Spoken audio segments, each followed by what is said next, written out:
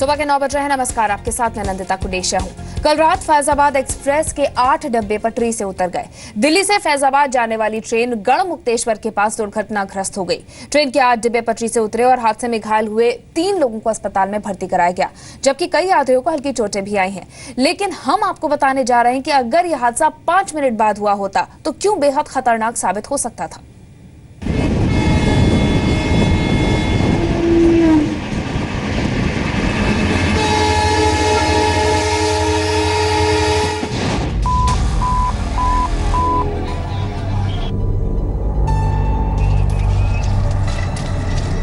दिल्ली से फैजाबाद जा रही पुरानी दिल्ली फैजाबाद एक्सप्रेस ट्रेन के 8 डिब्बे गढ़मुक्तेश्वर में ब्रजघाट के पास पटरी से उतर गए।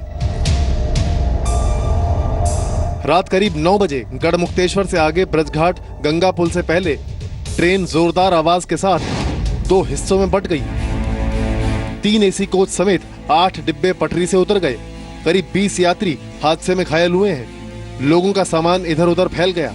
हादसे के बाद ट्रेन के डिब्बे जितने झुके हुए दिखाई दे रहे हैं, उसके बाद किसी का हताहत ना होना चमत्कार से कम नहीं है। घटना की सूचना मिलते ही तुरंत 10 मिनट के बाद आरपीएफ और सिविल पुलिस यहाँ पर भारी मात्रा में आ गए थे और गाड़ी के अंदर जाकर के हम लोगों ने यात्रियों को बाहर निकाला। कोई भी यात्री ज्यादा घायल नहीं था। दिल्ली से शाम 6:30 बजे चलकर अगले दिन सुबह 7:20 पर फैजाबाद पहुंचने वाली ट्रेन रात 8 बजे हापुड़ पहुंची थी। हादसा गढ़मुक्तेश्वर और ब्रजघाट के बीच अल्लाह बख्शपुर गांव के पास हुआ। यात्रियों के मुताबिक चलती ट्रेन में अचानक जोर से झटका लगा। लोग एक दूसरे के ऊपर गिर पड़े। हादसे के वक्त हुई जोरदार आवाज की वजह से यात्री दहशत में आ गए। पटरी से उतरे ट्रेन के सभी डिब्बे पिछले हिस्से के हैं।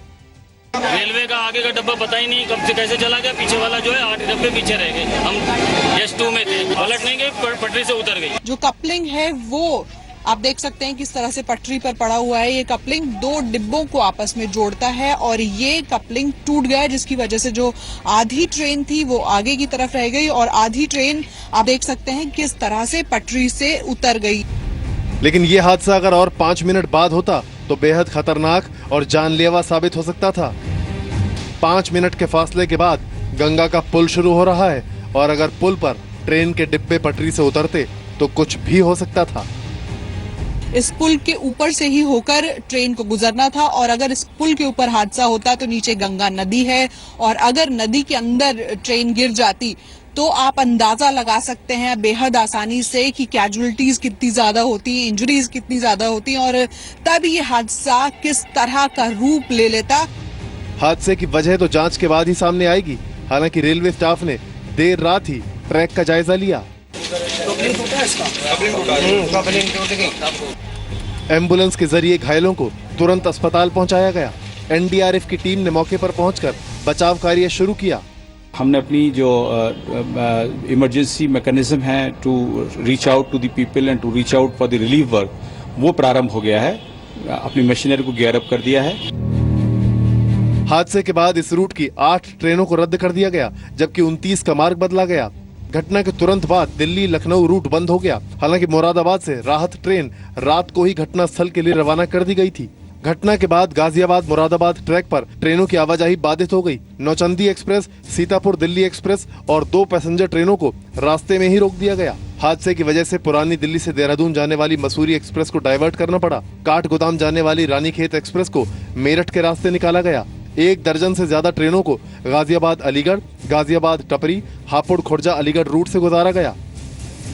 खबर मिलते ही मुरादाबाद से इंजीनियरिंग टीम मौके पर पहुंची। दुर्घटना की जांच के आदेश दे दिए गए हैं।